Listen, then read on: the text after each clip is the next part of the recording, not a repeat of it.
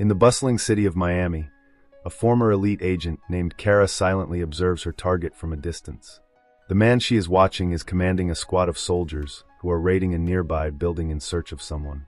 They throw smoke grenades into every room, kicking down doors, but come up empty-handed. Frustrated, the man walks toward a window, questioning why their intel turned out to be wrong. Before he can react further, Kara, positioned far away with a pistol in hand, takes a precise shot. The bullet pierces through his skull, dropping him instantly. On his computer screen, it is revealed that the soldiers had actually been searching for Isaac, Kara's husband. Meanwhile, far away from the chaos, former agent Isaac is at home taking care of his 4-year-old son, KY. As Isaac adjusts his hearing aids, the boy curiously asks about the scars on his father's body. "Did you get these from fighting the bad guys?" KY wonders. Isaac nods, gently explaining that his mother, Kara, is still out there fighting those same enemies. That is why she cannot be with them right now. Later that evening, after KY falls asleep, Isaac puts on an old song, the same song that played at their wedding. As the melody fills the quiet room, Isaac reminisces about the happiest moment of his life. The next morning, while leaving the house, Isaac notices a mysterious car passing by. He doesn't think much of it and drives KY toward the city. The boy sits in the back seat, joyfully singing his father's favorite songs, filling the car with innocent cheer. As Isaac tries to park near the bank, another reckless car swerves in front of him, almost causing an accident. The driver hurls insults before speeding off. Shaking it off, Isaac enters the bank with his son. Inside, he gets frustrated upon noticing extra withdrawal charges on his account and begins arguing with the bank clerk. While Isaac is distracted, KY wanders off a bit. Suddenly, chaos erupts. 3 armed robbers storm into the building, firing shots into the ceiling and forcing everyone to the ground. Panic spreads quickly. Isaac instinctively tries calling Kara, but KY freezes in fear, unable to move. One of the robbers points a gun directly at Isaac, demanding that he step aside. Calm and collected, Isaac pleads, asking at least to let his son come to him. Instead, the robber points his weapon at the boy. Isaac gently whispers to his son, "Close your eyes and cover your ears." Then, he removes his hearing aids. In that silence, Isaac's focus sharpens. With swift, precise moves, he overpowers the robbers, disarming and knocking them out one by one. Within moments, he neutralizes the threat and rescues everyone inside. Carrying KY in his arms, Isaac walks out of the bank. But he notices something troubling. The security cameras recorded the entire fight. Meanwhile, in Mexico, G7 Secretary General Jack watches the news footage. He learns that the Inspector General's office is launching an investigation into his past as CIA director, suspecting him of being a spy. At that moment, his aide Patrick brings a new report. Kara has assassinated another former member of a covert team, known as Shadow Force. IT is revealed that years ago, Jack was the commander of Shadow Force under the CIA, running countless Black Ops missions. Both Kara and Isaac were once part of this ruthless unit. But now Kara has taken it upon herself to eliminate her former teammates. Of the original 12 members, only 5 remain.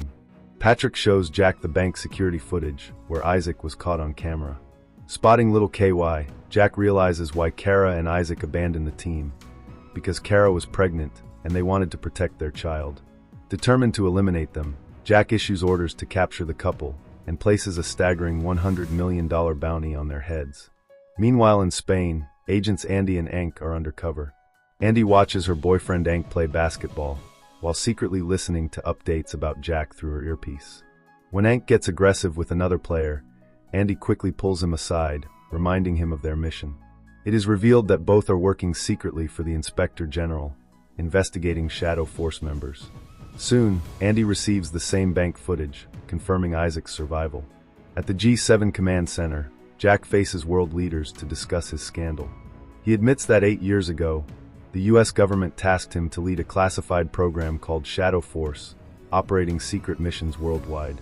During this time, Isaac and Kara fell in love, breaking protocol. Choosing love over duty, they deserted the team and stole sensitive intel on their way out. Since then, they've been fugitives with bounties on their heads. After the scandal, Jack doubles the reward, urging the world to bring them down faster. Meanwhile, Isaac and Kara manage to escape to Colombia, trekking through dense jungle until they reach an old flood-damaged cabin. Isaac checks the perimeter carefully before letting his son inside. That night, during dinner, KY innocently asks his father why he removed his hearing aids before the fight at the bank. Isaac smiles softly, explaining that in silence he can focus better. Curious, the boy then asks if his father was ever a bad guy. Isaac admits the truth. Your mom and I, we were bad people once. We thought we were the good guys, but we were wrong. Now, we only fight for good. Back in Miami, Kara watches the bank footage herself. Seeing her son after so many years brings tears to her eyes. She remembers the night, 4 years ago, when Isaac was badly injured and she nursed his wounds. They had already left Shadow Force, but Jack kept pursuing them. Isaac had once suggested rejoining the team to secure protection for Kara and their unborn child. But Kara refused. She revealed a painful truth. Jack had once been her casual partner. But when he fell in love with her and she rejected him, he demoted her and sent her on suicidal missions. It wasn't professional, it was personal. Kara knew that going back would never guarantee safety. That night, she decided to kill Jack and the remaining team members herself, while Isaac stayed hidden with their child. In the present, Kara sends an encrypted message about the bank incident to Andy, who agrees to help.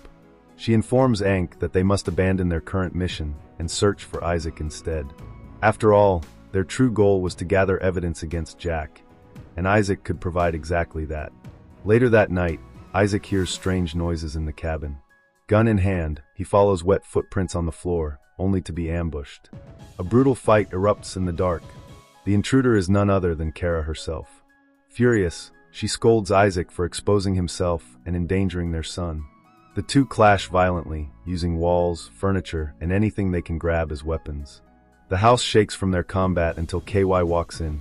Watching them in shock. At first, the boy doesn't recognize Kara. But when she whispers that she is his mother, KY breaks into tears and hugs her tightly. "I missed you so much," he cries, clinging to her. Meanwhile, Jack assembles the remaining Shadow Force members at his home. He announces that the bounty on Kara and Isaac has now been raised to $100 million. With Avery's inside intel, Jack promises full support to the agents who can bring them down. The next morning, Kara notices her son sleepwalking. She tells Isaac that she has eliminated several agents who had been closing in on him. But now that Jack has officially regrouped the surviving Shadow Force members, they'll come after them harder than ever. Isaac decides it's time to stop running. They must fight back, but they need help. Kara suggests Andy and Ankh. Isaac disagrees, believing they're bound by their duty to the government and can't fully trust them. Heated arguments follow until Isaac storms off. Later, the couple trains in the basement. Kara effortlessly shoots targets dead center, while Isaac misses by inches. She teases him, reminding him that he's been out of practice. Laughing, she shows a scar on her shoulder, one she got from his missed shot years ago. After she leaves the room, Isaac quietly fires again, this time hitting the bullseye. Eventually, Isaac agrees to work with Andy and Ankh. Kara shows him the tactical car she prepared for emergencies. Still, they must keep moving while waiting for contact from Andy. Soon, Kara and Ankh fly to Colombia. During the flight, Andy uses a secret spy camera hidden on a Shadow Force agent. She notices the man suddenly changes topics from illegal activities to casual weather talk. Andy suspects he has been warned. Ankh, however, believes he's simply protecting his cover. Meanwhile, Isaac drives through misty roads with Kara and KY singing his favorite songs in the back seat. To focus, he turns off one hearing aid. Suddenly, the radar detects approaching vehicles tailing them. Kara quickly hides KY inside a secret compartment, giving him headphones and whispering, "Stay calm, wait for us." With their son safe, Isaac accelerates. Enemy vehicles close in from both sides as 6 bikers appear, firing bright flares that shatter the car windows. One flare lands on the hood, blinding Isaac momentarily. Another car rams into them, but just as they're cornered, a massive truck plows into the attackers, destroying their car. The truck, however, now pursues Isaac's vehicle aggressively, firing live rounds. Kara pops open the roof hatch and returns fire, but the truck is bulletproof. Thinking fast, she hurls a grenade, igniting the engine. Isaac swerves hard as the truck rams them again. Kara shoots at the rear, setting it ablaze until the vehicle finally explodes. But their troubles aren't over. The road ahead is blocked by more armed men. Gunfire rains down, puncturing their tires. The car skids uncontrollably before flipping off a cliff and plunging into a river below. Moments later, Jack's team scours the river for bodies.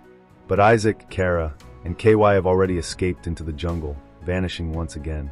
The scene shifts to the medical bay inside the Prometheus. Shaw, still shaken and in pain, makes her way down the corridors, trembling and desperate. She knows something alien and horrific is growing inside her. She enters Vickers' private chamber, which has a high-tech automated surgical pod. The pod, however, is calibrated only for male patients and is supposedly programmed for Wayland himself. Shaw doesn't care. She overrides the system, screaming and sobbing in panic, demanding a cesarean operation. The machine restrains her and begins slicing her open with a laser, pulling the writhing alien fetus out of her womb. Shaw, drenched in sweat and blood, struggles against the restraints while the pod extracts the grotesque, squid-like creature. The machine finally pulls it out and Shaw, barely conscious, watches the parasite thrash violently. She orders the pod to seal her wound and staggers away, leaving the alien fetus inside. Shaw straps her abdomen and stumbles into the halls, barely alive.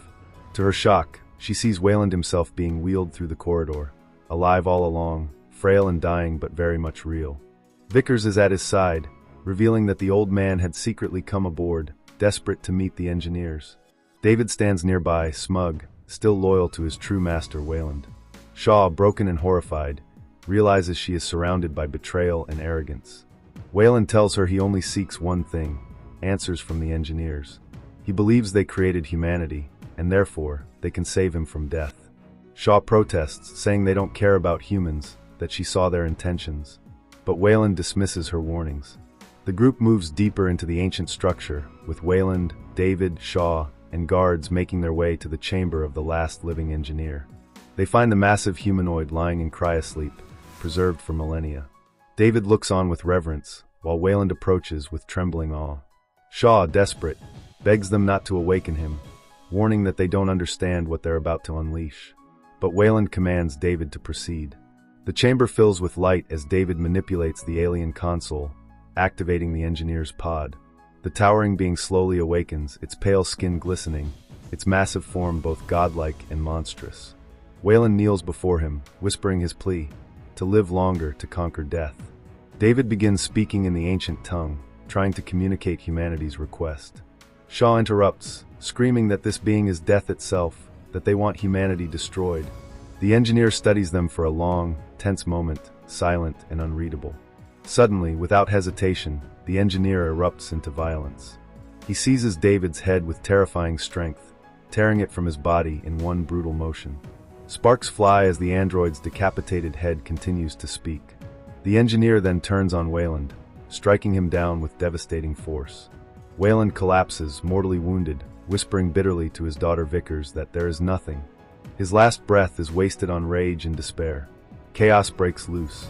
Shaw flees as the engineer prepares his ship for departure. The colossal alien activates the navigation system, revealing holographic maps of Earth as his target. Shaw, horrified, realizes his mission is to unleash the black liquid upon humanity and eradicate the species once and for all. She races back through the labyrinth, screaming into her comms, warning Captain Yannick and the crew of Prometheus that the engineer is about to launch a doomsday mission.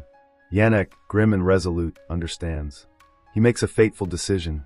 They must sacrifice the Prometheus to stop the engineer's ship. Vickers, panicking, demands an escape, furious at Yannick for even considering such an act. She flees to the escape pod while Yannick and his loyal co-pilots remain, preparing for a suicide run. The massive crescent-shaped engineer ship lifts into the sky, its engines roaring with apocalyptic power. Prometheus rises to intercept. Shaw screams into the radio, begging them to stop it. Yannick calmly responds, saying sometimes the only way to deal with a storm is to fly straight into it. He salutes Shaw with his last words, then rams the Prometheus headlong into the engineer ship. The collision is cataclysmic.